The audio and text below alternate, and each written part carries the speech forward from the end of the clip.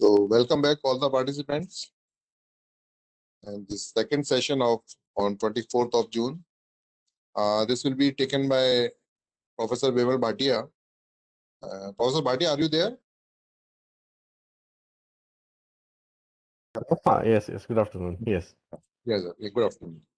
And he is going to talk about this visible light communication. So since I've already introduced him in the morning session, so we can directly go to his talk. So over to Professor Bhatia.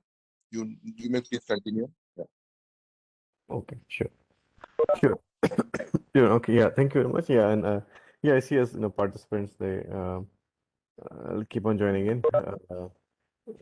So let me maybe start with the slides. What we'll do today in this section, we'll have an introduction on visible light communication systems, and then we look at two of these, adaptive or it's a machine learning type of approaches to solve some of the challenges that we see in visible light communication systems. And afterwards, I'll have Sandesh. So one of my PhD students, Sandesh Jain, is going to join in. So if he can also be given the access to share the screen later on, uh, that will be good. So he'll actually run through part of the code. Yeah. Yeah. Professor Bhatia, you can make him since you have been made the co-host now. Okay. So you can make him presenter whenever you require him. Okay. Perfect. Okay. Because Perfect. only one can present at a time. Suppose that you are presenting something, and then he cannot be made presenter. That's fine. That's One, fine. yeah, fine. Good. Yeah, that's fine. That's perfectly fine. Yeah. So we'll actually have a, we'll do a swap. Yeah. Okay, Yeah, perfect. So yeah, I'll add him in. So okay. basically he'll run through the code of one of the techniques. So give a small introduction and run through the code. So it is one of these, adaptive signal processing, we call it, or machine learning type of approaches, where we can try to fix some of the issues that we see in the visible communication system. So let me then share my slide as I see a lot of people joining in. Okay. So So you will okay. start little slowly. I think the people are joining. I think. Yeah. Yeah. I think I'll go a bit slow here in the beginning. So yeah, 'cause I think last time when we ended it was over 100 people. So there might be a wait 5 minutes here and Yeah, there. yeah. Always more than 100 upon 110, 120. Like that. Yes. So we okay. Let me share my slides. Okay, maybe I can ask a generic question. Has anyone in the participants heard about visible light communication or Li-Fi? So they can either raise their hand or even unmute and speak, or can write in the chat box. Yes, sir. Terahertz and VLC are the latest trend in the 6G communication. Okay, perfect. So you've heard about visible light communication systems. That's Okay, right, sir. that's good. That's good. Anyone else has any come, or are they actually maybe working on this already um, in some aspect? So our focus is primarily on the physical layer aspect of visible light communication system. So this talk will be mostly focused on the physical layer aspects. Um, and that's one of the things, we can actually have this, along with different protocols as well. So you can, link it with Wi-Fi or other type of protocols above from the MAC layer up. But here on the lower end, we can use for access, we can use visible light. That is fine. Okay, so let us. So if there, anybody else has, so I see somebody chatted, put something on the chat box. No. Okay, so no problem. Let me, so that's okay then. So what we'll do is go from the very basics. So it seems like not many are actually aware of visible light communication system. It's actually a parallel, system. So it's understandable. It's not a problem, and it's also not covered in our any courses, which we teach and study. So that is okay. So let me share my slide. Uh, yeah. Let's see. Yeah.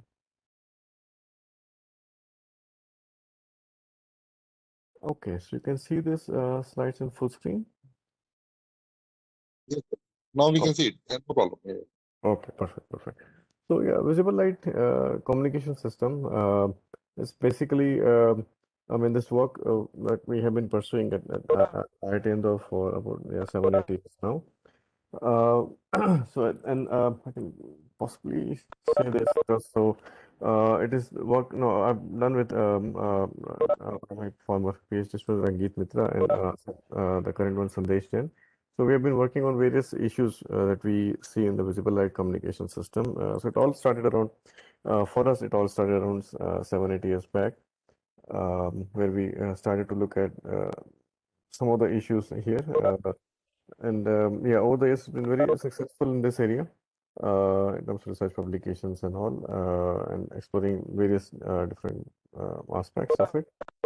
Um, so in this work, I'll yeah. So let me just start with some of the basics of visible light communication. So as I said, it is a technology which is parallel to RF, or so it can maybe supplement RF-based communication systems. So far, our communication systems are dominated by RF radio frequency-based communication systems.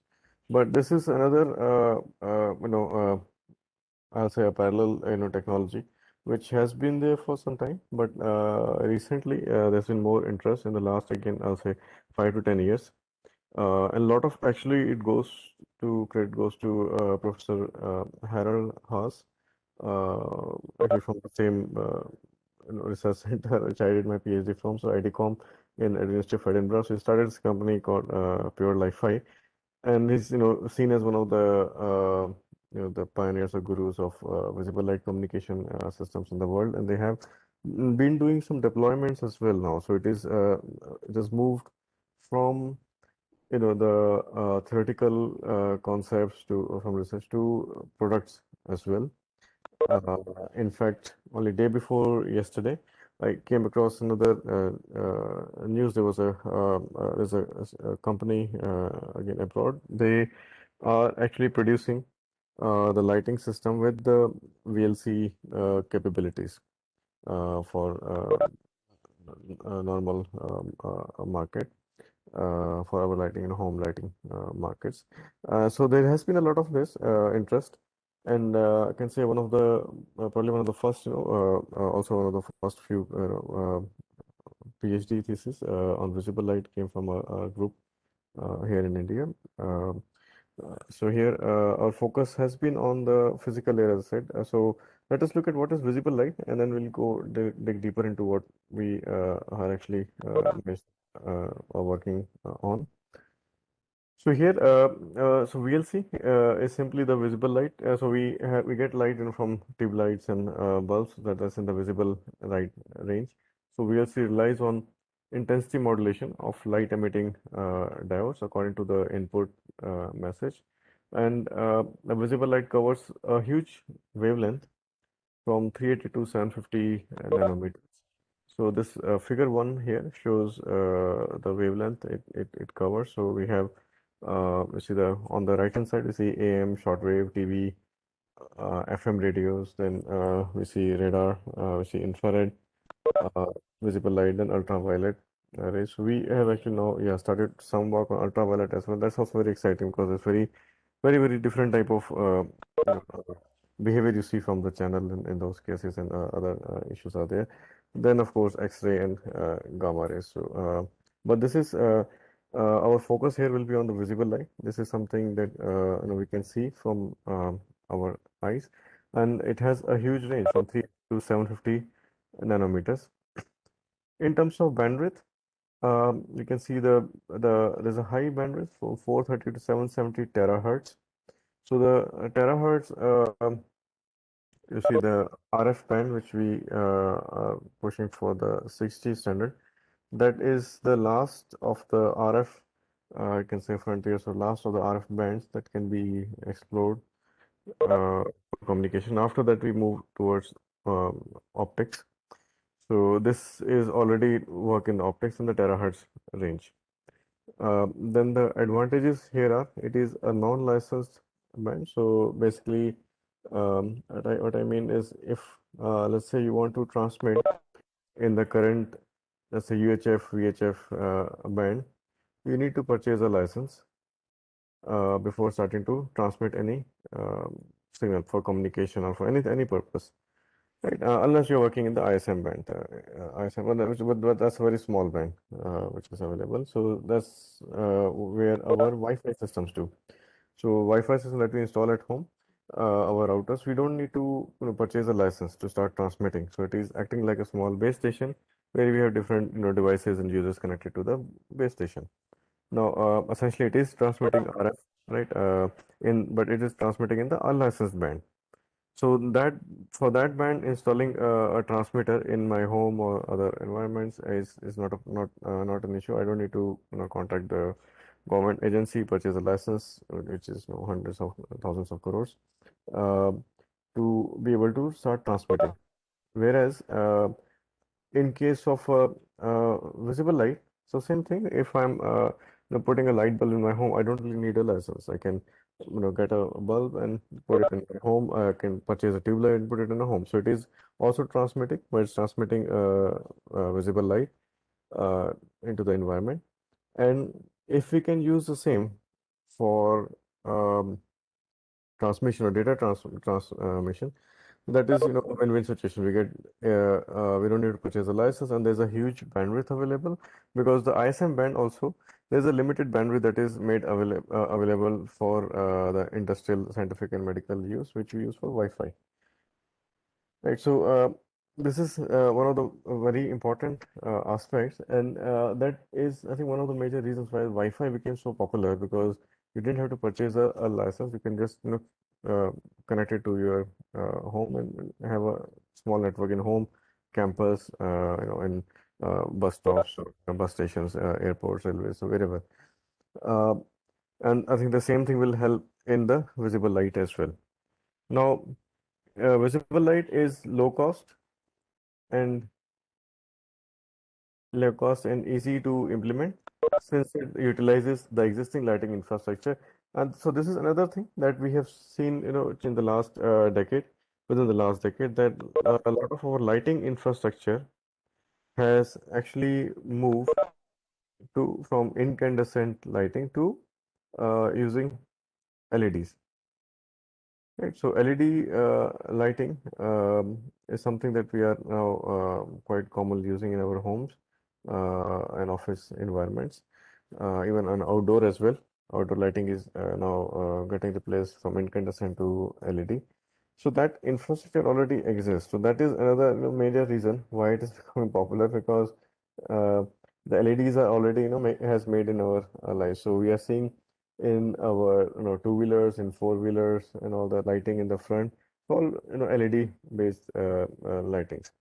So here that is one major reason. And low cost in implementation. For example, if you talk to someone, let's say you want to do a small RF transmitter receiver. So in doing it, if for AM is still okay, for FM slightly complicated. Now if you want to do it for Wi-Fi, so it is expensive. So you cannot even do it in your lab. You need a lot of equipment and a lot of hardware to do it. Um, and similarly, if you talk to someone now, if you talk to someone, let's say, to get a terahertz based RF transmitter receiver or millimeter wave working 70 to 80 gigahertz, if you're let's say looking for beyond 5G communication, it is very expensive to get any of them, and there's very few suppliers for terahertz. There's probably just a handful, 4 or 5 suppliers, probably some startup companies which are doing some transmitter and receiver which you can purchase for your test setup, but that will cost in crores at the moment.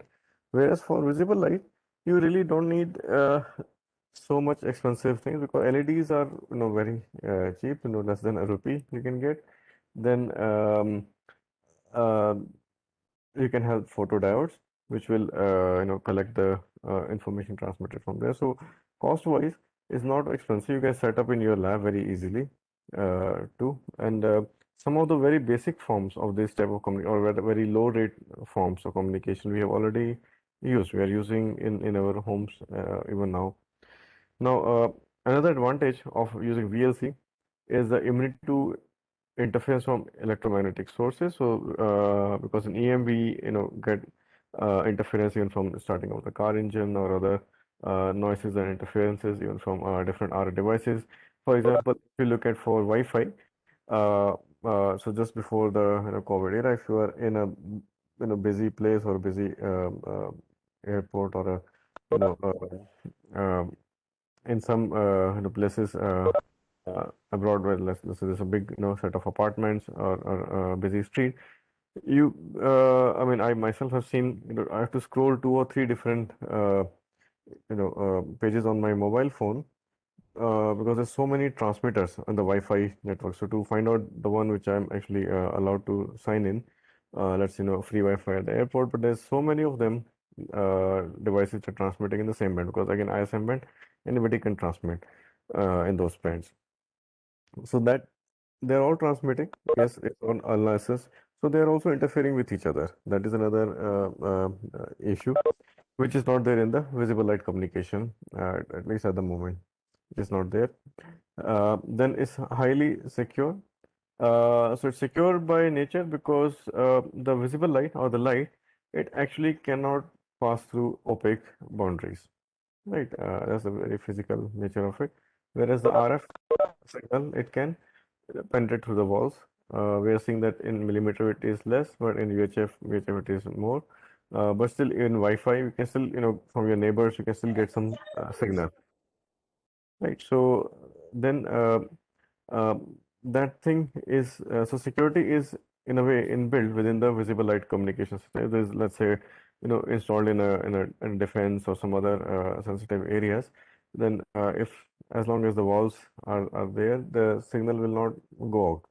And even if it is there is a small window outside your home, then you can still see the signal. You can possibly see the eavesdropper as well. So it's very hard. So by design itself, it is a more secure communication system.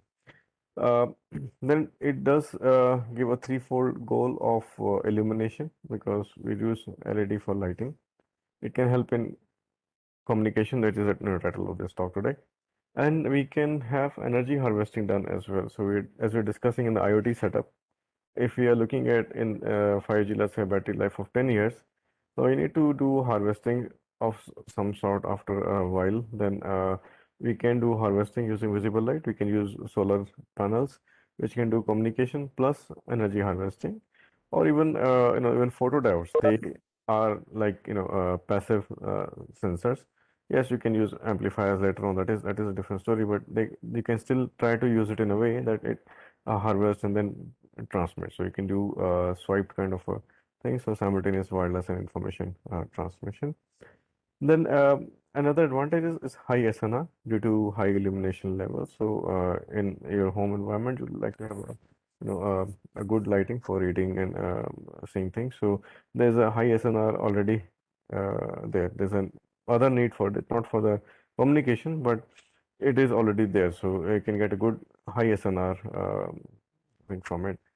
I'm not, yeah, there should have been, I think we should have mentioned about the cost as well, because this is very, the cost is very low for just a low cost already there. Yeah. So that is low because we already have this infrastructure and building transmitter receiver. I already told we can as simple as having a LED and connecting a Raspberry Pi or Arduino board and then having another Arduino board or a photodiode to receive this. So it's very easy to build a small experiment around this. And in the home environment, we'll see in the other slides how it can be done, or office or a shopping mall, those kind of environments, how we can do this. Some of the applications are Li-Fi, light fidelity system, which is let's say a more catchy word than VLC, so similar to Wi-Fi. Smart lighting. So we are seeing in some places where for safety and other applications. I think it was somewhere in Jaipur or some other places where they were showing that the LEDs can be used for in the street lighting. So there's an untoward incident, they can change the color of the lighting so that somebody is monitoring that area, and then with the lighting, the the screens can be uh, may run away or something when they see there's some activity from the government or the law enforcement agencies there. It is safe to use in RF sensitive areas like hospitals and aircrafts, and that is where one of the not the first, but some of the deployments are now happening. Um, and I think it's the Boeing planes where they are installing Boeing or Airbus, one of those, where they are installing the VLC communication system within the airplanes itself. So the next generation of airplanes are expected to have a VLC transmission and the receiver built in for in the plane, communication for maybe for entertainment systems or what, but that is there. And see, once you get a high bandwidth, you can do large data transmission, large communications. But again, yeah, they will have some issues. We'll cover them later. Then vehicle-to-vehicle communication systems. So now, as I said, the sort of front lighting and the rear lighting lights in the vehicles are LED based in two-wheelers or four-wheelers. So even in applications like our vehicle-to-vehicle communication systems or autonomous vehicle, where the front vehicle, let's say as soon as it presses a brake or something, that same signal can be sent back from the LEDs on the back, and LED the photodiodes in the front of the rear vehicle can receive that signal and make decisions. So this can percolate. We have done some work on multiple of these vehicles. Some of them will act like a relay. Some of them will be processing the information. So that is possible.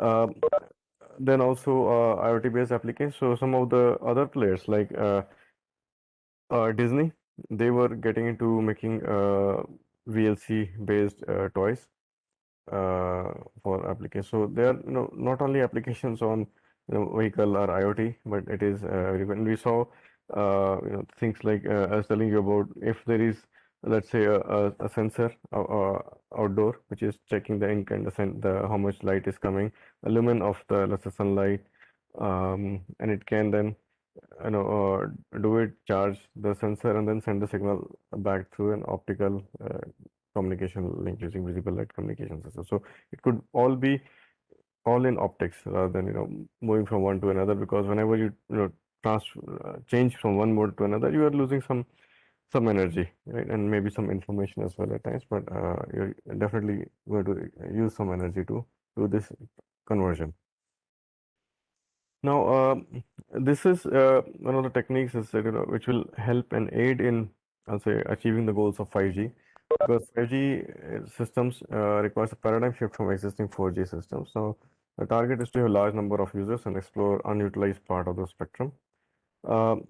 Example, we are looking at around this year, so last year 500 exabytes of IP traffic. This might actually be more because a lot of the things that we used to do in person has now moved to cloud. So the IP traffic has even increased more. Our lectures, teaching, and meetings are all gone to cloud because of COVID. So it might actually now be even more than 500 exabytes. Now, incremental modification for 4G is not sufficient. So we need additional things like visible light, infrared, and ultraviolet, and others. So infrared is something that I did not cover. So that is what I mentioned, that it is already in our homes.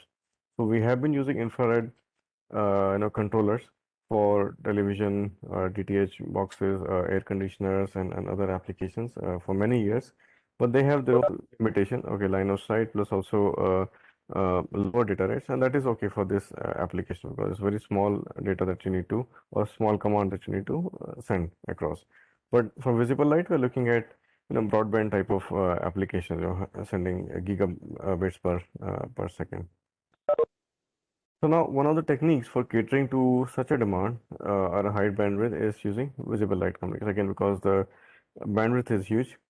Now communication in VLC requires modulation. So similar to, let's say, IR, infrared, or invisible light, if I'm able to modulate the signal very fast so that it is imperceptible to the human eye that it is being switched on and off. So simple thing you can do in our research labs or in teaching lab as well, to have a small, let's say, a binary data, ones and zeros, being transmitted. So obviously your LED will be either switched on or switched off. And those ones, so on and off, you can if try to find out. You can use Manchester coding or other type of coding schemes, line NRZ or some kind of coding schemes. That is fine. But the basic idea is if the on and off is fast enough, so that the human eye cannot make a difference. So similar, concept that we use in video uh, transmission, like so similar thing here can be used. So this can be then used for your communication systems. Now it is green because we say the energy consumption here is very small. So having a RF of a millimeter wave or even terahertz, it will take a few watts of energy for transmission and reception. The components will get heated up. And here we are saying that we are already using this infrastructure for lighting. So the same can actually be used for communication as well. And the powers are not in, of those levels.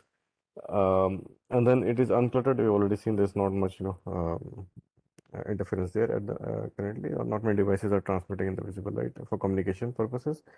It is secure again, we have already covered, and robust. We'll look at how this robustness can be further enhanced. Uh, so it can act as a viable supplement. So I'll not say that it is like it will replace the full 5G, the RF in 5G or even 4G. It will not completely replace it or completely replace your Wi-Fi routers, but it can act as a supplement to RF communication systems. So now let's look at how the deployment could be, a typical deployment could be. So this is, from this reference, you can look at more details there. So here, let us say I have a small LED lighting on the ceiling. It is connected through the power line communication modems or Wi-Fi modems which are linked through power line. So we might have Ethernet coming here plus the power, so 100 volts or 240 volts where in the world we are. And then this can be connected to your LED lighting infrastructure here. So we have a power line modem, LED drivers, and optical receiver. So here it is going to transmit the light to the LED. Right, and then we have this wearable computers or your smart watches or something which you're wearing. It can communicate with them. Can communicate with your laptops. This is one of the first applications where we are seeing. So there are now VLC dongles that you can connect to your laptop, and they can communicate with the LED above. So it is similar to the way you will connect your, let's say, laptop to your RAN 3G or 4G network, where you use a small dongle. So similarly, you can use a small dongle and connect to your Wi-Fi at the moment, because again the laptops currently they don't have a a receiver for visible light at the moment, but maybe in 10 years they will have. Then smartphones. So some of the phones are now coming up with this type of functionality, where the display can actually read what is being put there. So there are some readers on the front panel which can photosensitivity. They will read the information that is downloaded from the LED on the ceiling, and then of course the television and all those. There we need very high data rates. Right, so this is a small example. So this can be then expanded further for let's say shopping mall kind of environments where you have so many of these lighting there, or even street lighting. You might use it in your home environment as well. So this can then be expanded further for office and other places. So some of the early deployments, as I said, there was a French bank somewhere in Paris, which went for having their new buildings have this VLC based systems installed, and now as I told, now it's coming to the airplanes as well. So probably it is going to come. I think yeah. So some of these, even I forgot, but there are some of these high-end cars, the BMWs and all. They're also in talks to have VLC in their system. So VLC plus there's a another technology called LiDAR that they are looking at, so they could do both, some radar plus the visible light as well for their autonomous future vehicles.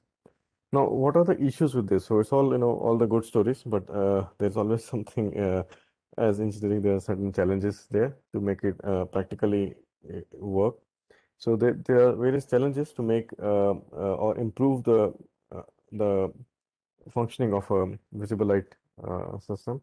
So we have the issue of LED nonlinearity. So LED by nature, if you know, refresh some of the things that we studied in our second year during the BTech courses.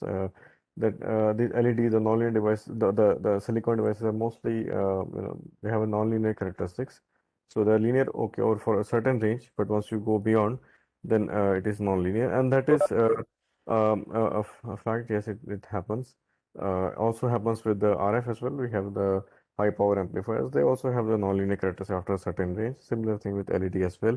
And the issue is here we try to run them in a higher energy regions. We want to have as much lighting as possible from those devices. So we will encounter these things. We encounter nonlinearity often than we would like to. Then consequence. So the effect of this is that it consequently lowers the SNR because it Bose-Einstein theorem. If all the nonlinearity you can combine together and model it as a additive distortion noise. Now, what we have been working on, and mostly in the literature we saw, still currently, these are then modeled by some mathematical equations, right? Because we work on MATLAB, right, or other tools. So we need some mathematical modeling of these nonlinearities and other factors. So RAP model is one of the models which is very commonly used here for modeling the LED nonlinearity, and that's what we have been pursuing too. Now, the other issue is the intersymbol interference. Now, because in visible light communication channel, we get signals reflected from walls and ceiling of the room. Even you might have a mirror in the room, so it will reflect that lighting, and that will have impact on your receivers. And the consequence severe ISI or order of 10 times the symbol period, it affects it very, very badly, and severely degrades the overall achievable throughput that you can achieve from a visible light communication system. So how we can fix these issues? So we can say, okay, we know this issue, now we have to find a solution. Now, one of the very simple solution is, okay, let's go back a little bit. So typically in our wireless or communication systems, we have provision to do a pre-distortion or a post-distortion, right? So pre-distortion we can do at the transmitter, post-distortion we can do, or equalization we can do at the receiver. They mostly rely on heuristics, and there are various other algorithms here. For example, minimum mean square error criteria using a closed loop pre-distorter, or you can use a Volterra based filter. We'll look at it in more details. If you don't know about Volterra, that is fine. But that is something we can use for having a non-linear distorter designed at the receiver. Now, thus, a VLC system, if they want to achieve these gains, gains which are possible through this technology, we need to use some kind of a mechanism. Now, there are certain issues with MSE and Volterra type of filtering. They are mostly relying on, they're basically polynomial expansion methods. And they have a limitation because, okay, in theory they may work very well, but then for practical system, we cannot, design a post distorter, pre-distorter, which can go, let's say, up to hundreds or thousands of, taps, or can have a, multiplication of 10 of the order of 10. So that is something that's not feasible. So many of these practical designs, they will limit to second order, order computational complexity.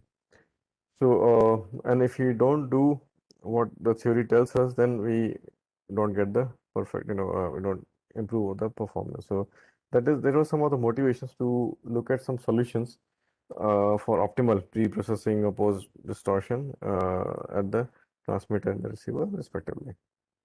Now, one such solution that comes from is by using RKHS-based approaches,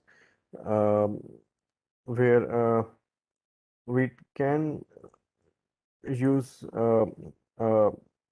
so if you are familiar with, let's say, machine learning or kernel-based adaptive filtering, so for you it's okay, but for others, let's say you've not done work on kernel-based or machine learning based algorithm. So here basically we are what we're trying to do is map or take our problem to a different plane where it is you can say relatively easier to solve and then bring it back to the original domain. So we do it's not exactly what this architecture is, but can think of it in a very simplistic terms.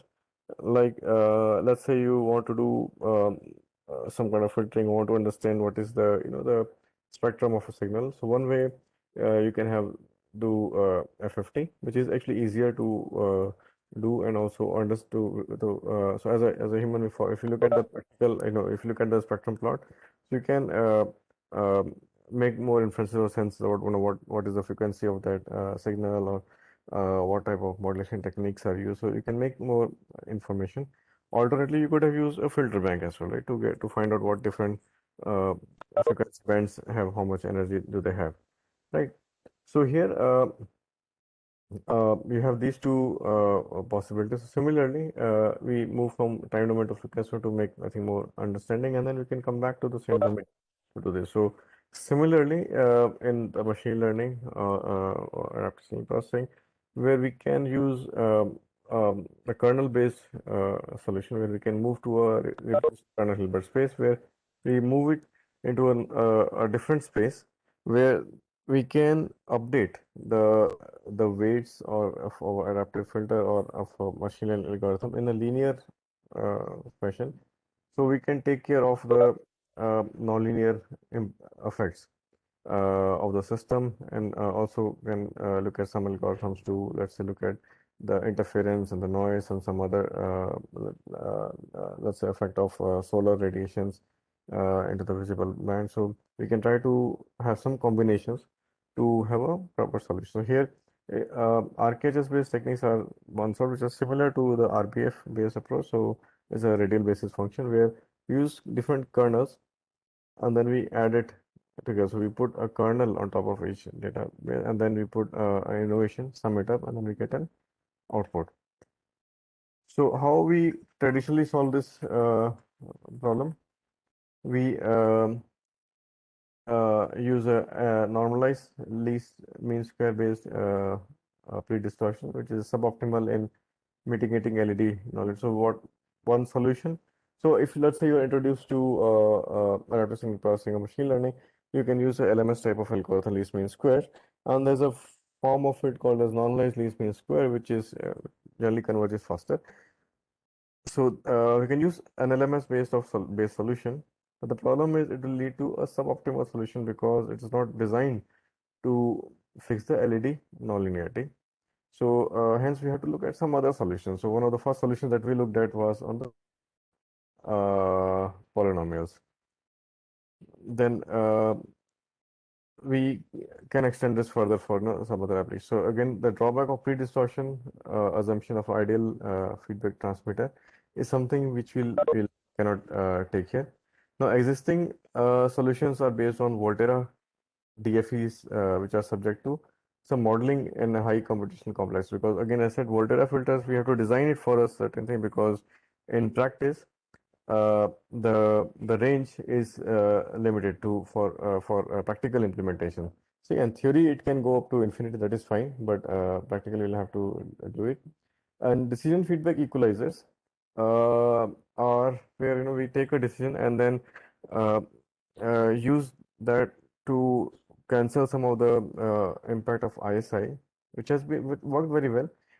If you and they have been very popular. So one of the the things that if ever you're working on this pre-distortion distortion, you'll have to compare with Volterra DFE because they are the most popular. They have been used in many different applications, including even the optical fibers as well. They're very commonly used there. So you have to compare. So what we also did was initially we started looking at this Volterra DFE and see, okay, how good they perform, and then propose things to work on top of it, and then we can do RKHS based solution. We'll look at it in detail later, which is again a supervised learning based one. So like the learning, we can divide into two of them, and then later in the talk, we look at the Hammerstein, which will come at the later, which is the unsupervised one. So let us first start with this, the supervised ones.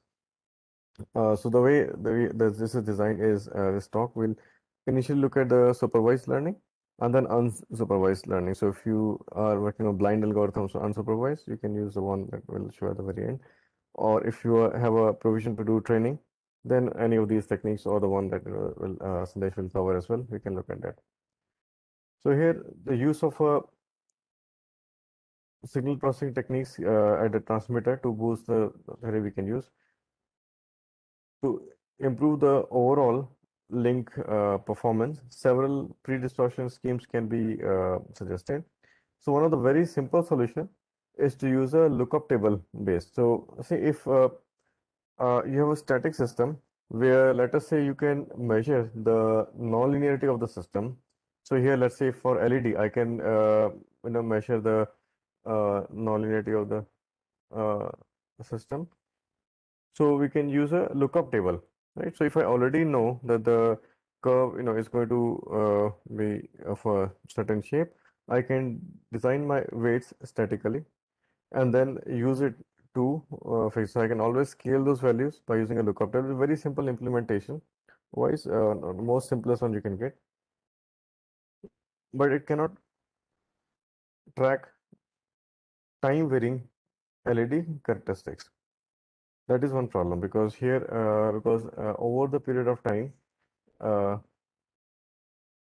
and with the temperature and other things as well, the LED characteristics will keep on changing.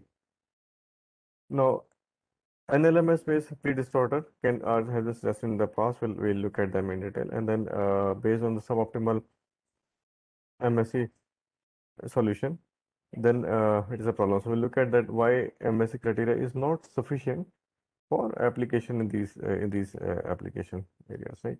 So here let's look at one typical transmitter and receiver. So I have let's say an input signal XK, right? It goes through a small RAM, then goes through a D2A converter, goes through an LED. LED A here, the function A mentions the nonlinearity of the function. Then it goes through an ISI channel H. So it is because see in LED, so another advantage which actually we didn't cover was that by design itself, we would get a multiple antennas solution here, right? For visible light communication system because uh, our lighting, if you open up, your LED bulb, you see there's an array of 8 or 16 or other, there's an array of LED. So it is inherently a MIMO type of system. And so receivers may have maybe less, so it is okay. It could be let's say downlink. You can have 4x2 configuration very easily done in a visible light communication system. So here hence we have this channel H, with a bold H matrix, which is representing the channel here. And then there is AWGN noise, the rectified Gaussian noise, the typical one that we use in most comm system. So this is on the channel side. And then we have the receiver at the bottom here. So we have photodiode, which will have, let's say, multiple photodiodes, which are collecting this information, which could be a MIMO set, and goes through a channel pseudo inversion of turn. Then a very simple way to fix if, let's say, in theory, exact value of channel, which is not there in practice, but we can take an assumption here. And then we have a to D converter converting the analog signal to digital converter. And then we use an adaptive algorithm here to do. So there's a scaling factor that is used. We'll look at it. And then there is a small error. So now the point to note here will be that XK is going to the transmitter and also at the receiver, which is not there. It is because we have a training based system. We can assume that XK is there at the transmitter and the receiver itself for that particular training period only. After that, there is no connection. And this is one of the basic differences we see when we look at the blind type of algorithms where that connection is not there because there's no training at all. Okay. So now choice of a criteria for equalizer in a non-additive filtering here. So here if we look at this is our equation we are using it in ISI feedback mode.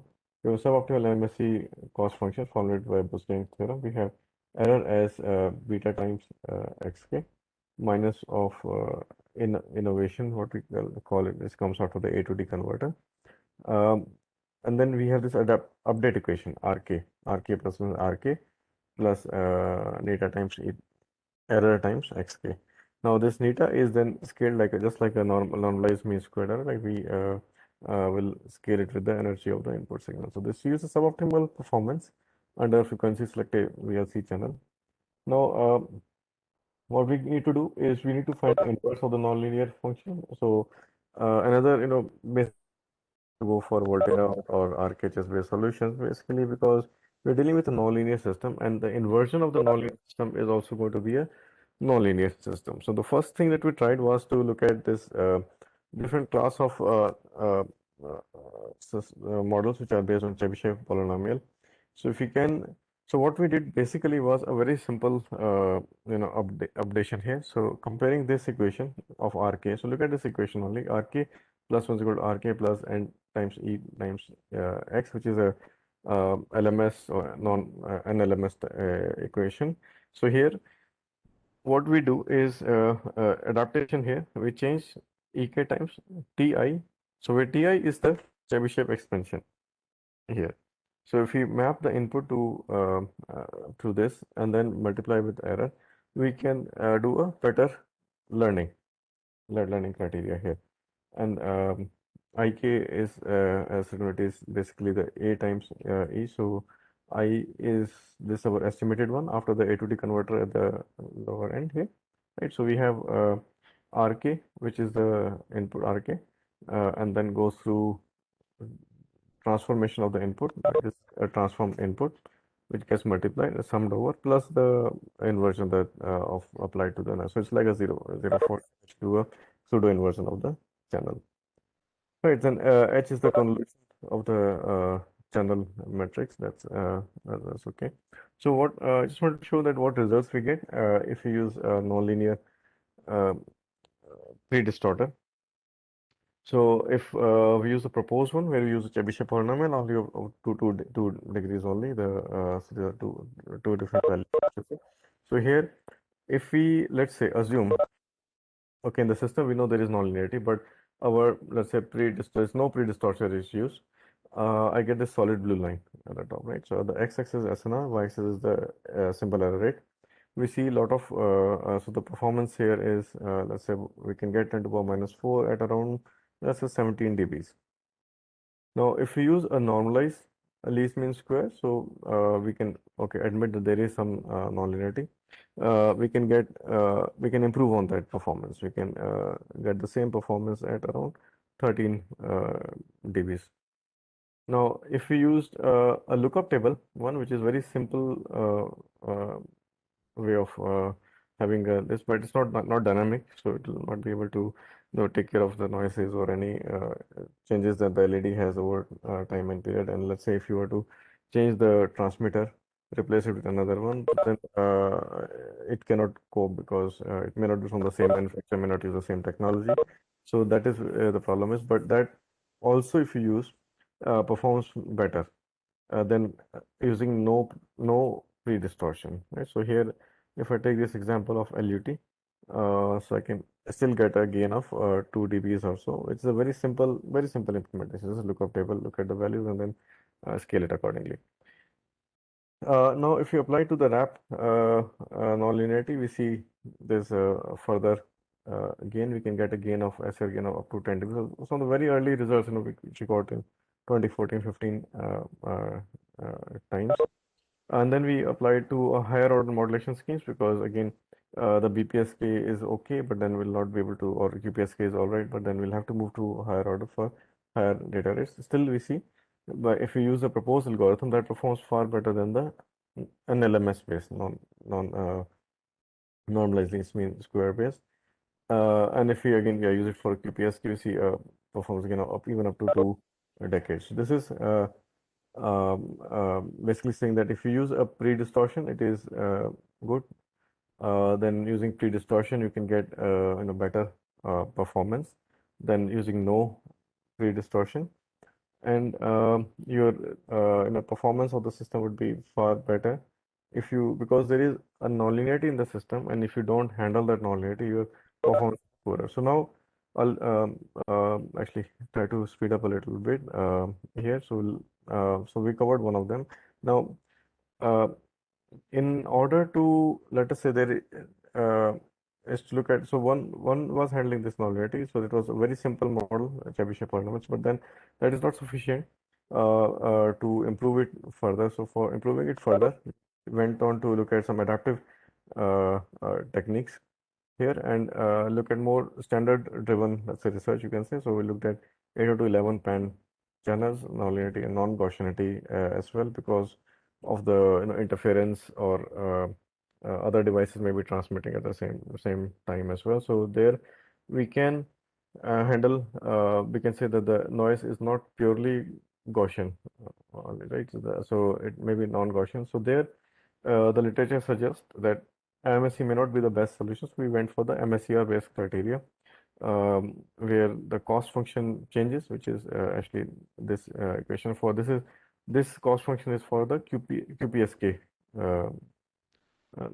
modulation, where we have the real, so the superscript R represent the real part and superscript I for the complex part. So what we trying to do is we try to minimize this weights, let's say omega k minus 1, the previous estimate and the new estimate, such that we are trying to minimize the cost for a QPSK based solution, where let's say plus 1 minus 1 plus 1 minus 1 we see in the real and the imaginary parts.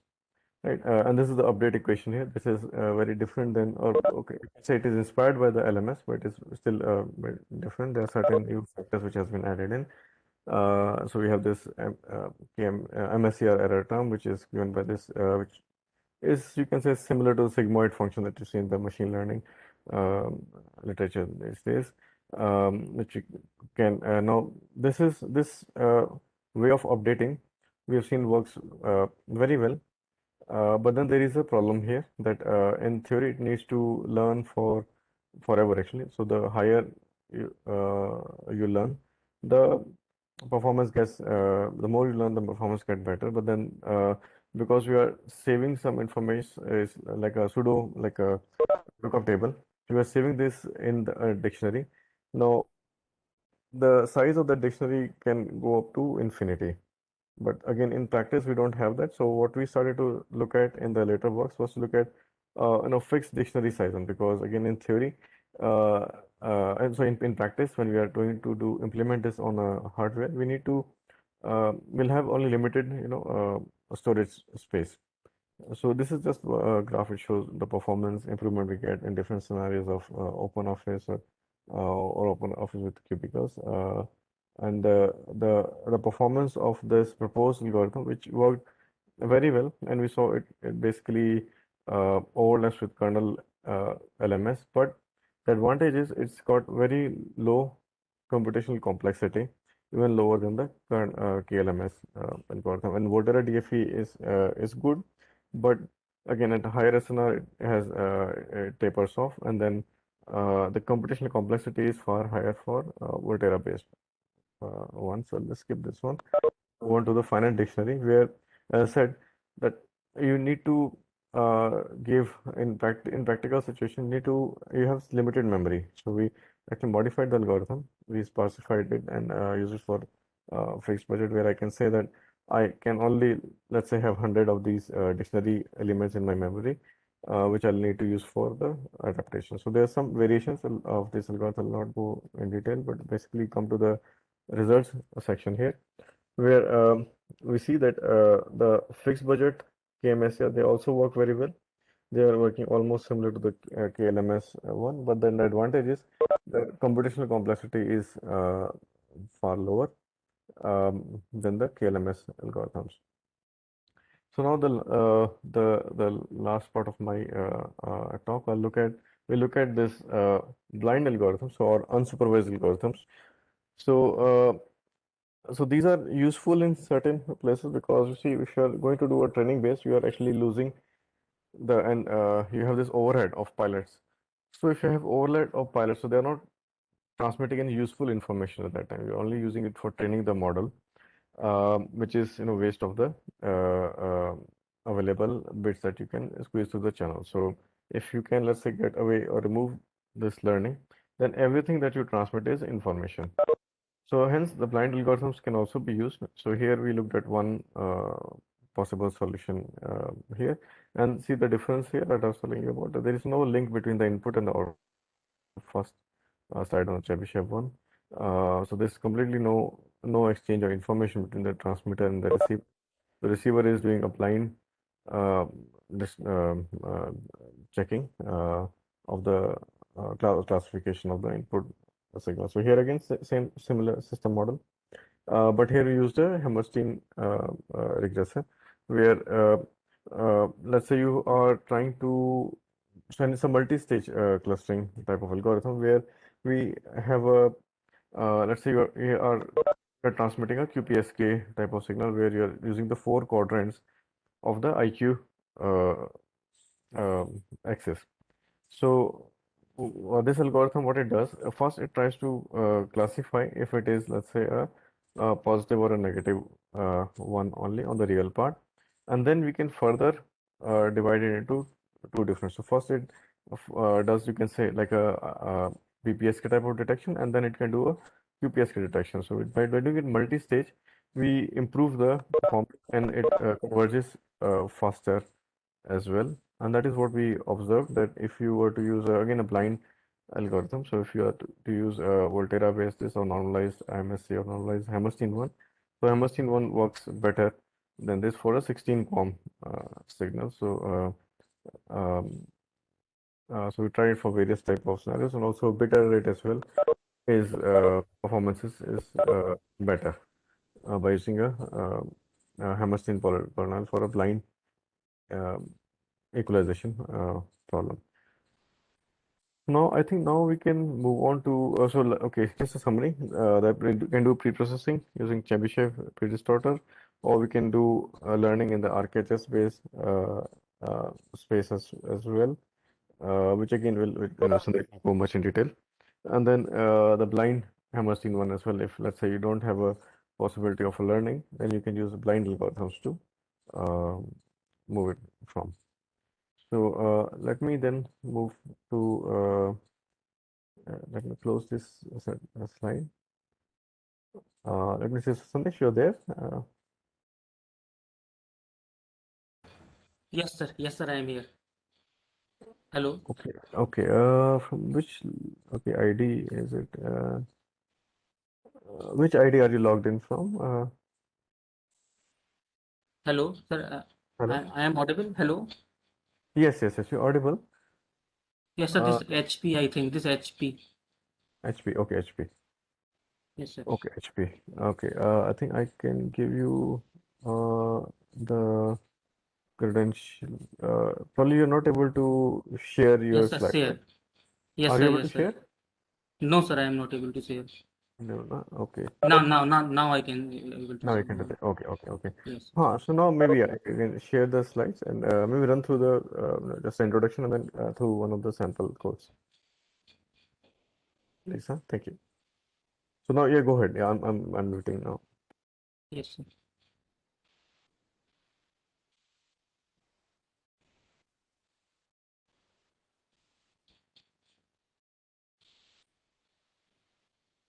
Is my slides visible? Yes, Sandesh. Thank you, sir. So, good afternoon, everyone. I am Sandesh Jain. I will discuss one of the research work carried in my PhD thesis. So this is hybrid adaptive precoder and post distorter for massive MIMO. So I will consider a massive MIMO VLC system. So first I will discuss about the motivation of a massive MIMO VLC system. Then what are the problems associated with a massive MIMO VLC system? And then what are the existing techniques for detection in a massive MIMO VLC?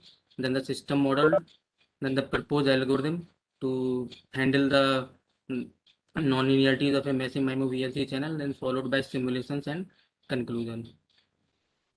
So first of all, the overall throughput, the overall capacity of the existing single input, single output VLC systems can be increased by using massive arrays of LEDs at the transmitter and massive arrays of photodiodes at the receiver.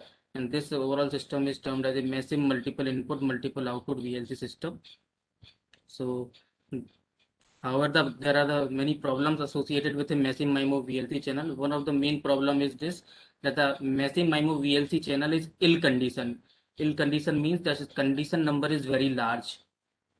So whenever we try to invert a ill conditioned matrix, for example, in zero forcing and MMSE based detection, you have to invert a channel, pseudo inverse of channel matrix, then it will result in noise amplification upon channel inversion.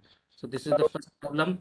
Second one, the massive MIMO VLC channel is also non-linear due to this LED's transmit side non-linearity, due to the LED non-linearity. So this will also result in non-linear distortion at the receiver, and an additive distortion term is added at the receiver end, and which will degrade the overall BER performance. And the third problem is DC bias fluctuation. In order to drive LEDs, we generally give a DC bias in order to drive the LEDs in forward bias. So at the receiver, that the same DC bias is subtracted at the receiver end, but the DC bias may fluctuate. There may be an unstable DC bias, so which will again results in additive distortion term at the receiver, and it will deteriorate the overall BER performance.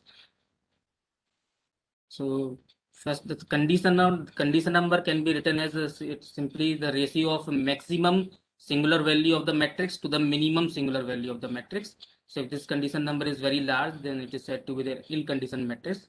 And some of the existing techniques which reduces the condition number of any matrix in general, this preconditioning and Tikhonov regularization. So in preconditioning method, generally a matrix A, which is ill conditioned, it is multiplied by a symmetric positive semi-definite positive definite matrix M, for which the inverse exists, and we try such that the condition number of this M inverse A is less than condition number of A. So the simplest preconditioner is Jacobi preconditioner, in which this matrix M is simply obtained by getting the diagonal entries of this matrix A. So this is preconditioning, but Jacobi preconditioner, but it is effective only for diagonally dominant matrices. Second one is Tikhonov regularization. So we generally add a regularization term through the overall cost function. So if the earlier the less the condition number is sigma max upon sigma min, then after adding the regularization term, the condition number will reduce to sigma max plus lambda square upon sigma min plus lambda square. If this lambda is greater than 0, then obviously this term will be, this number will be less than this number. However, here also the main issue is that this choice of this regularization parameter. So these are the existing techniques which reduces the condition number of any matrix in general. So we will consider these techniques as the benchmarks for our proposed algorithm. There are other works also. There are other receiver designs, but they are based on minimum mean square error criteria. So MMSE based transceivers delivers optimal performance only under the Gaussian noise. But if the overall additive distortion is non-Gaussian, then MMSE based receivers will deliver suboptimal performance because it consists of only second order of statistics. It simply minimizes the mean square error between the desired signal and the filter outputs. It considers only error energy. But in our proposed solution, we will consider the MSER based approach, minimum symbol error rate based approach, which directly optimizes the symbol error rate and will consider the higher order statistics of error also. There are few more words in 11. An adaptive precoder is proposed for reducing the condition number, but that also does not consider LED non-linearity, so it is suitable only for linear channel. So we will try to formulate this MSER based solution in RKHS, and will also try to formulate an adaptive precoder which reduces the condition number. So let's come to the system model. So this is the overall block diagram of our proposed system model. So first we have a cap QAM modulated signal. This cap is the new version of QAM, because in LED we cannot give the complex signal. So in cap QAM version, generally the real part of the QAM signal and complex part of the QAM is generally given to the input to the in phase and quadrature phase filters, and then the overall composite signal is simply real. and the inverse process can be done at the receiver side also. So this Capcom modulated symbols, it is denoted by XK. This is the input signal. So first it is multiplied by precoder matrix, and how I have chosen this I will tell later. So first it is multiplied by a precoder matrix. Then to drive LED we have added a DC offset. So let us let's say precoder matrix is P. So here the signal is P into XK plus, let us say DC offset is B. So P into XK plus B. And finally it is transmitting by LEDs, and this F of this is LED non-linearity, and then it is transmitted by massive MIMO VLC channel. So overall received equation is simply, this is simply to the normal MIMO system. In normal MIMO is what y equal to simply hx plus n. Here we have done pre-coding, so P into X plus some DC biasing, so P into X K plus B. So let us assume this is a new input XK tilde, and also this due to LED non-linearity, this F part is also there. So H into F of XK tilde plus some noise. And in generally VLC there are two types of noise, which is generally a thermal noise and ambient light. So generally these noises are, this thermal noise is generally modeled as a Gaussian distribution, and this ambient light is generally modeled as a chi-square distribution, but it also tends to Gaussian distribution for large degrees of freedom. So we have considered this overall noise to be Gaussian, but you will see after applying Bose-Gang's theorem, there will be some LED non-linearity term and also some DC bias error term, which will make the overall additive distortion non-Gaussian. And this RAP non-linearity is considered, and this is the equation for a RAP non-linearity. So coming to the proposed algorithm, so in this proposed hybrid adaptive precoder and post distorter, we will propose a adaptive precoder using an index-based singular value decomposition approach in order to reduce the condition number, and the KMSER-based post distorter at the receiver to mitigate LED non-linearity, and also the index in the hyperparameter used in the precoding design is also optimized by using a minimum symbol error criteria, which also considers LED non-linearity. And then to support simulations and theoretical expression for BER are also derived, assuming an unstable DC bias, and they are verified through numerical simulations. So first coming to the proposed adaptive precoder.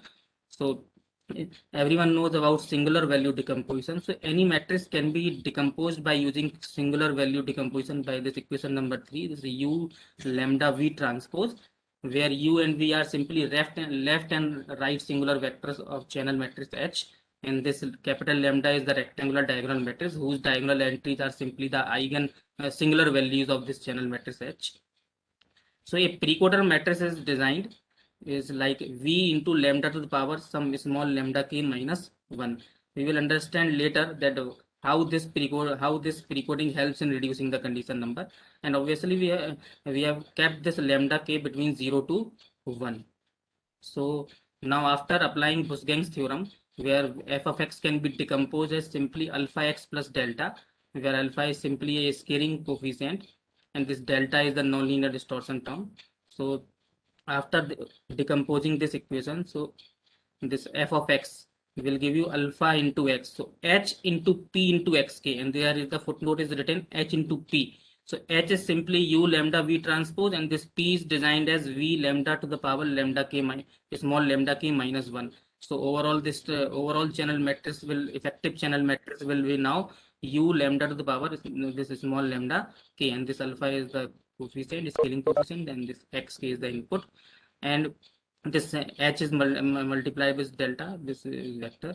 So h delta is the term which is due to LED non-linearity, and again this DC bias is subtracted, but there may be some DC bias fluctuation. So there will be a DC bias error term here, delta B. So this is the overall additive distortion. These two terms are corresponding to the noise in a VLC system. This third term is corresponding to the term due to the LED non-linearity distortion, and this for last term is the corresponding to the term which is due to DC bias error term.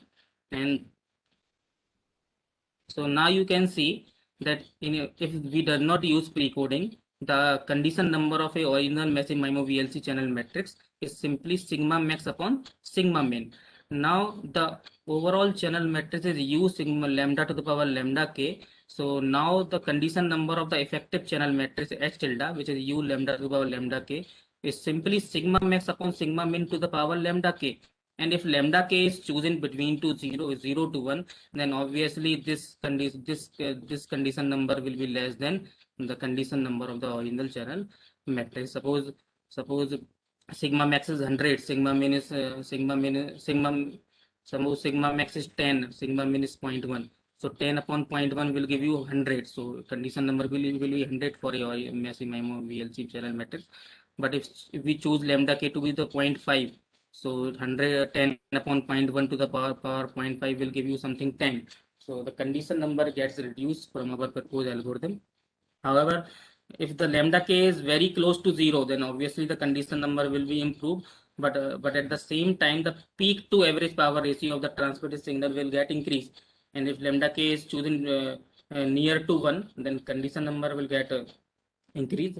But at the same time, PAPR will get decreased. So in order to achieve a trade-off between the PAPR and condition number, we will try to learn this precoding exponent, this lambda k, this hyperparameter from the received observation to achieve a trade-off between the condition number and PAPR.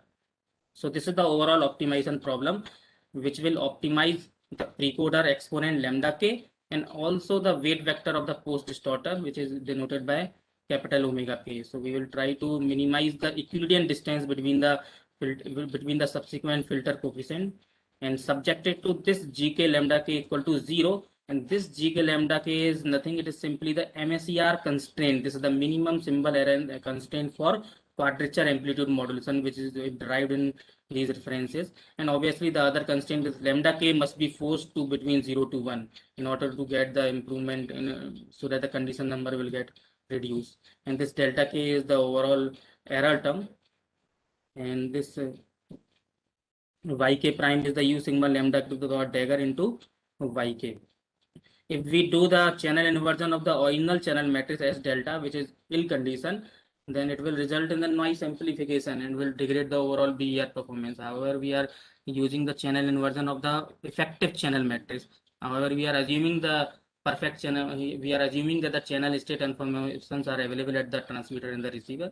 There may be some error due to imperfect CSI also. So this is the constraint optimization problem. So to solve a constraint optimization problem, first we have to formulate the overall Lagrangian cost function, which is generally formulated by a quadratic barrier function. So this is omega k minus 1 square plus this constraint. And finally, this can be solved by using statistics gradient method. So it is you have to calculate the derivative of this Lagrangian, and after calculating the derivative of Lagrangian, you will get this equation number 8. However, you can see this is the inner product in simple input space. However, the received observation, this yk, they are impaired by LED nonlinearity. So this observations, this inner product has to be solved in reproducing kernel Hilbert space by using some nonlinear transformation. So what is the benefit to transform from input space to RKHS? It is simply that a nonlinear problem in a low dimensional input space can be converted to a linearly separable problem in high dimensional space, which is reproducing kernel Hilbert space. And so this phi terms are injected here. But now the question arises, what is this phi functions? So again, there is a reproducing kernel property here in reproducing kernel Hilbert space. So inner product in RKHS can be simply computed by using Mercer's kernel trick. And this phi of x comma phi of y can be simply written as kernel of x comma y, and the kernel can be Gaussian kernel, polynomial kernel. Here we have used the Gaussian kernel. So some final update equation for lambda k is given by equation number 10. So this P is the projection operator, which ensures that the lambda k is between 0 to 1. If this new estimate is greater than 1, then this P term will be equal to 0, so that the new estimate will be equal to the old estimate. And if it is between 0 to 1, then there is no problem, lambda k plus this term. So further, this is the proposed adaptive precoder at the transmitter end. So it will solve the problem. It will reduce the condition number of the channel matrix. But what about the LED nonlinearity? So the LED nonlinearity will be mitigated by kernel minimum symbol rate based post distorter. केले तो इससे आगे केले ही लेने हैं या और भी लेना है? Hello. KMSER based post distorter at the receiver. So this omega k, this one in the optimization problem, this is also optimized by using stochastic gradient method. So you will get equation this, and finally it can be written recursively. Suppose k equal to, it is initialized, omega 1 is initialized as 0 vector. So omega 2 will be equal to this 0 minus eta q k1 phi of y1 prime. And similarly, omega 3 can be written as omega 2 minus this. So it can, if we put this omega 2 here, so it can be written in recursive fashion. So the omega k can be written as in recursive fashion like this. And finally, the overall output is simply omega k transpose into phi of yk prime. So this is the overall equation.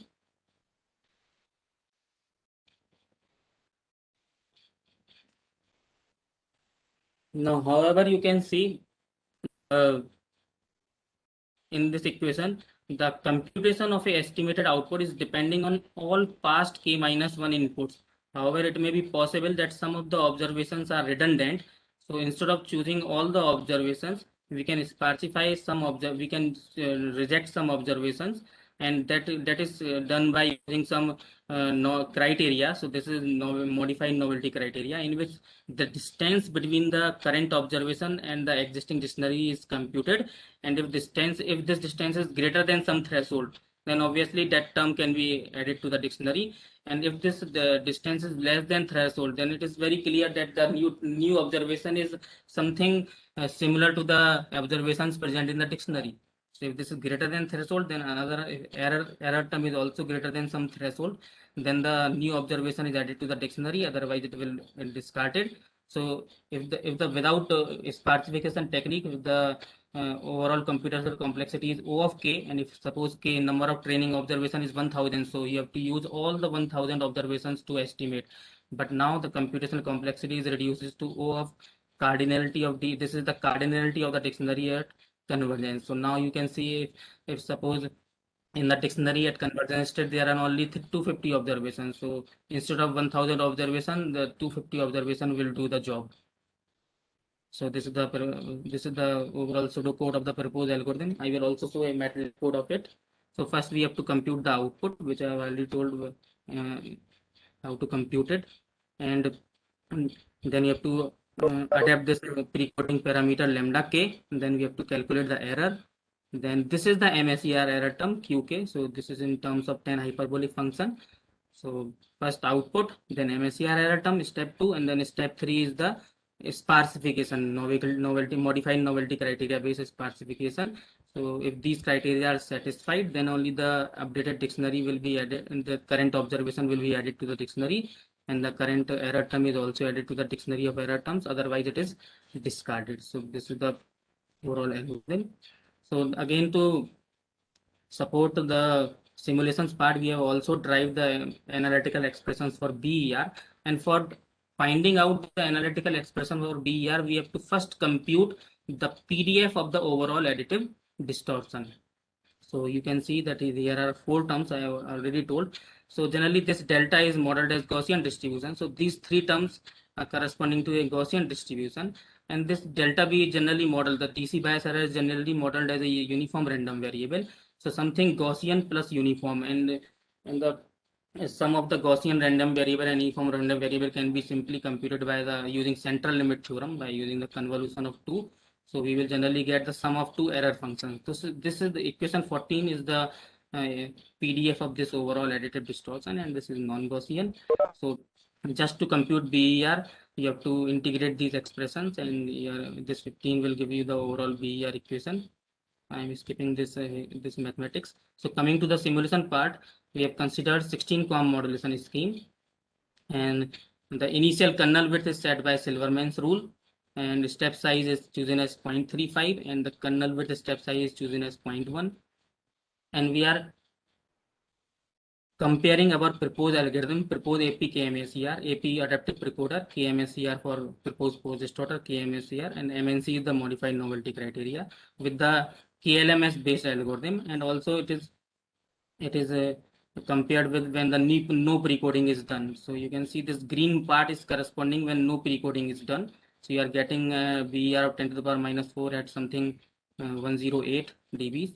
and here in the AP KMS here it is achieved at, let's say, some 98 dB. So there is a gain of 10 dB from the proposed algorithm as compared to the no pre-coding case. And further, you can see that we are achieving the equivalent BER performance for AP KLMS and AP KMS here. However, the dictionary size of the proposed algorithm is small as compared to the AP KLMS algorithm. Here you can see that green part is corresponding to the KMSER version. So its dictionary size is 150. It means only 150 observations are required for equalization on the proposed algorithm. However, in the APKLMS algorithm, the dictionary size is around close to 180. So same observation for 36 maximum MIMO VLC channel. Here we are getting the 15 dB gain as compared to the unprecoded scenario. And also we have plotted the BER performance for the proposed algorithm corresponding to different values of DC bias error term. And as the DC bias error increases, the performance degrades severely, and also the dictionary size will also gets increased. So coming to the conclusion part, so in this work we have proposed an adaptive precoder for reducing the condition number of the channel matrix and a KMSER based pose distorter at the receiver for mitigating LED nonlinearity. And the hyperparameters which are used in the precoder and pose distorter design are also optimized by using minimum samuel error rate criteria. And we have seen that the proposed algorithm have better BER performance as compared to the unprecoded scenario, and also results in a small dictionary size, means lower computational complexity as compared to the other benchmarks. And also we have computed the analytical expression of BER, and they are also verified by the simulations.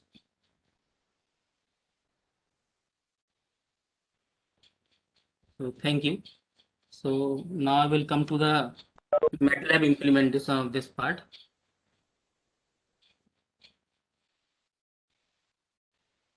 Hello, is the MATLAB screen visible? Hello? Not yet. Not yet. This talk is over? Yeah, hello. Yes. This slide part is over. Now I'm going to show the MATLAB implementation of this part. Yeah, please go ahead. Yeah, so, Please go. so slide, I think you can close it if you close it, slide. Yes, sir. If the slide work is over, then you can. Process. Yeah. Yeah, and now if you can, yeah, no attach MATLAB process, yeah.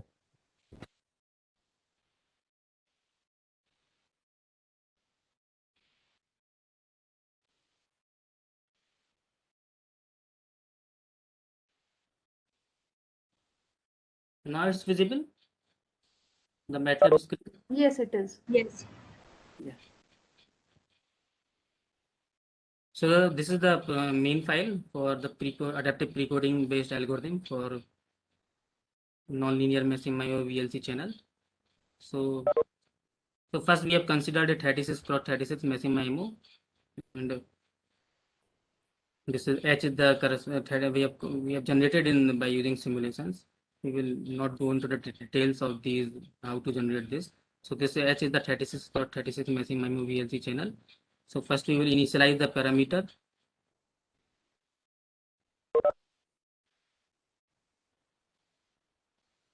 So we will consider the precoding parameter 0.2. I have not shown the adaptive. We have seen that after simulation that lambda k is coming to the 0.2, optimum value is coming to the 0.2. So I have chosen it fixed for the fast simulation purposes.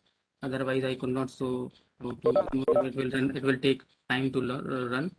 So next, singular value decomposition of H. So I have told for the proposed adaptive precoder, we have used a singular value decomposition based approach. So this SVT is simply simply the inbuilt commands which is used to have singular value decomposition. So it will give the left singular vector as U1, right singular vector as V1, and this S1 as the rectangular diagonal matrix. So this is singular value decomposition is done by this command. And then we have generated a 16 COM sequences. So it can be simply generated by rand src command of some of whatever size you want to generate, size into number of ensembles. So generally standard 16 COM is -3, -1, 13. However, we have normalized it to have a unit energy. Generally, we have transmitted an unit energy signal. So the constellation points are taken as some -1, -0.33, 0.33, and 1, and same this for the imaginary part. So this is for generating 16 COM sequence. Now coming to the main algorithm part. So I have compared our proposed algorithm with the no precoding case. I will show this no precoding case function afterwards. First coming to the proposed part.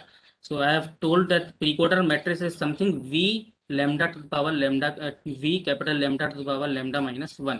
So this is V1 into this S1 to the power lambda minus 1. So precoder matrix is designed as I have told in the slide session. So this is the precoding matrix. And then, so precoder matrix is multiplied by the signal before transmission. So PP into IP plus some DC bias is also added in order to drive the LEDs in forward bias. I have seen the minimum of the overall PP into IP and choosing this point. It can also be generalized. So this is the precoding and biasing. The input signal is multiplied by precoder matrix and also added by sufficient DC bias in order to drive the LEDs in forward bias. So this is precoding and biasing. And then the signal is transmitted through the massive MIMO VLC through the LED. So the wrap nonlinearity will now come into the picture. So f into f of x, and this is multiplied by h. So h into x. This is the noiseless received signal at the receiver. And how we will generate this wrap nonlinearity. So is the function of wrap nonlinearity visible? I have shared the overall screen. Is the function of wrap nonlinearity model visible on the screen? Hello. Yeah. So the No. MATLAB model we can see. Yes. So MATLAB I have model we can already, see, yeah, I have already told the equation of wrap nonlinearity. So simply equal f of x is simply equal to x upon 1 plus x upon v max to the power 2p to the whole 1 power 1.2p. I have already shown this equation. So this p is the parameter which controls the severity of nonlinearity. So obviously, if the real part and imaginary part is greater than 0, then this f of x will be equal to this part. Otherwise, it will be equal to 0, because for driving LEDs, the driving LEDs, this LEDs must be forward biased. So this is the model for wrap nonlinear model. And then coming to the main part again.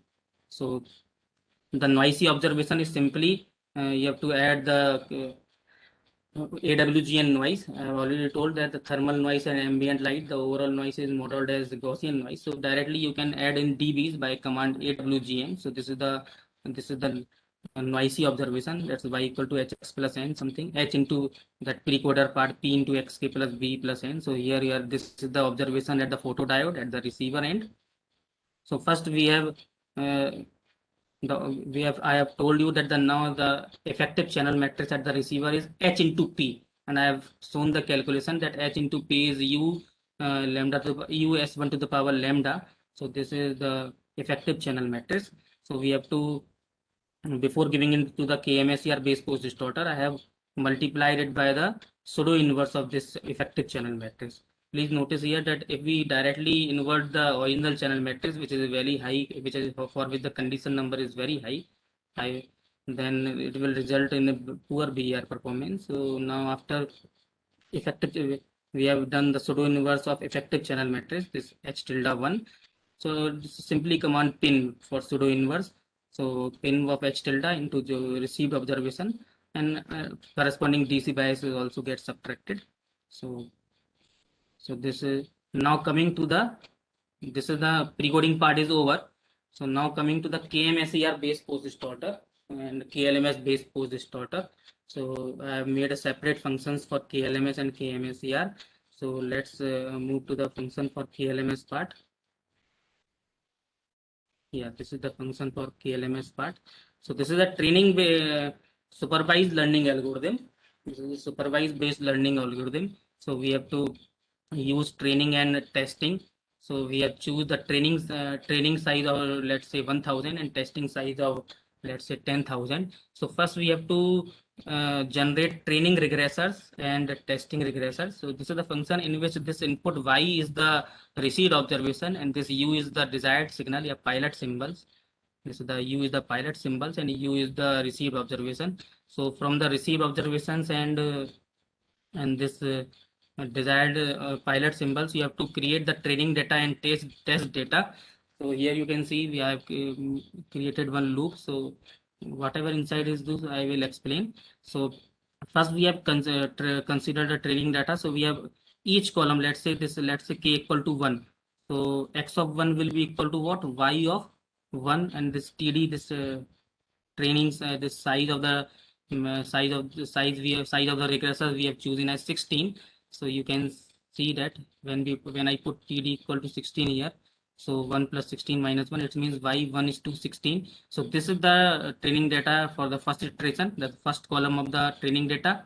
And let's say when k equal to 2, the second column will be simply equal to y2 is to 17. When I put k equal to 2 and td equal to 16, so it will be y2 is to 17. So y1 is to y16 is at the first column, y2 is to y17 is at the second column. We can't directly at the second column, we can't go at y17 to y31. We have to use some overlap methods. So we are shifting only one by one sample. So now it's very clear that when k equal to 3, it will be equal to y3 is to y18. So we have created a regressors, and for first column will be at the corresponding to the first iteration, and the second column will go in the second iteration. And similarly, we will create the test data. So this will be at 1001 to 1016 will be at the for the first loop, and so on. So this is the we will create the regressors for training data and test data, and this so now coming to the main part. So this is finally the corresponding to the output, which is simply eta into ek, and this is the Gaussian kernel. This is the Gaussian kernel. This is the current input. This is the current input x of n, and minus dictionary. So dictionary is generally initialized with the first observation, and this loop is from n equal to 2, because for n equal to 1 we have initialized the dictionary by x of 1. So this x of 2 minus x of 1 whole square, this h is the kernel width, which is generally estimated by Silverman's rule. So this is the step 1 is the computation of output, and for second we will compute the error, computation of error, which will equal to desired signal minus filter output. And the third step will be the dictionary based sparsification. So what I have done, I have computed the distance of the existing dictionary with the current observation. So this is simply absolute of dix minus x of n whole square, and also normalized distance. So if this distance is greater than some threshold, because this threshold is chosen, so if this condition is satisfied, then only the current observation is added to the dictionary, and the current error term is added to the error term, otherwise it is discarded. So this is for KLMS algorithm.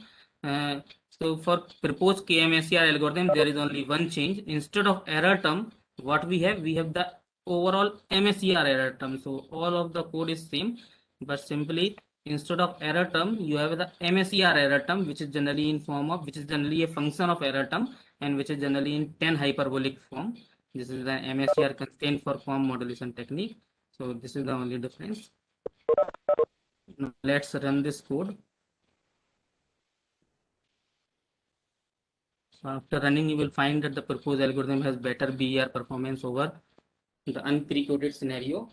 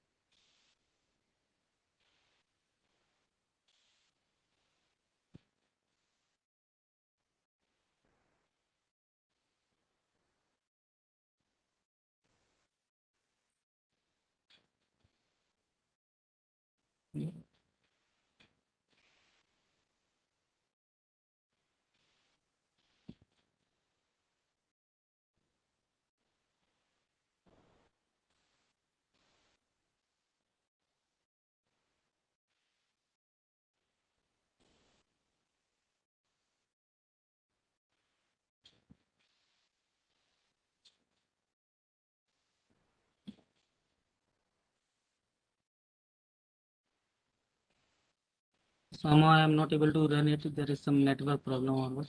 I have run it before. So yeah, now it's running. It's running. Yeah, it's running.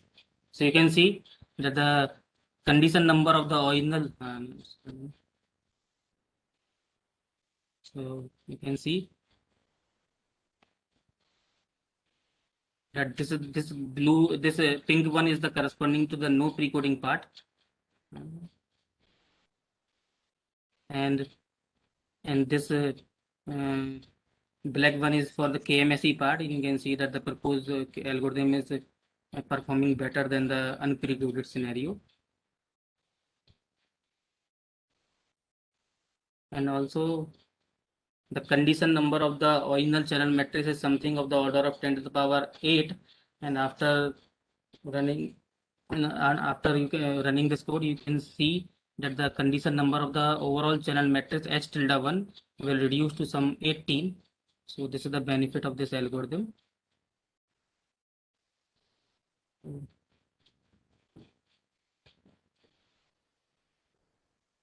And also I will also show how to compute this BER. So this is very simple. Generally we have chosen the constellation point as -1, -0.33, 0.33 and 1. So we have to choose a decision boundary. So let's say 0.8 the decision boundary. Now it's output have come. So,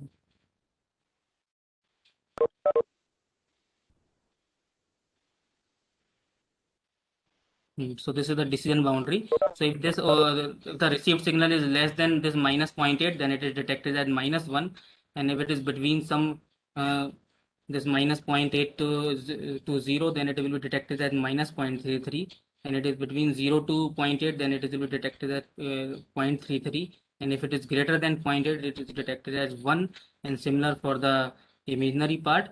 And then you can use QAMD mode commands to find out the overall bit error rate. So that's all from my side. Thank you. Hello. Yes, thank you. Thank you. Hello, Sandesh, hello. can we Yeah, you're audible. stop? Audible. Yeah. So you can always stop the sharing the slide. Yeah, sharing the screen. Yeah. Yeah, so thank you, Sandesh. So this was very good. So you can see that see whatever we covered in the theory it actually works.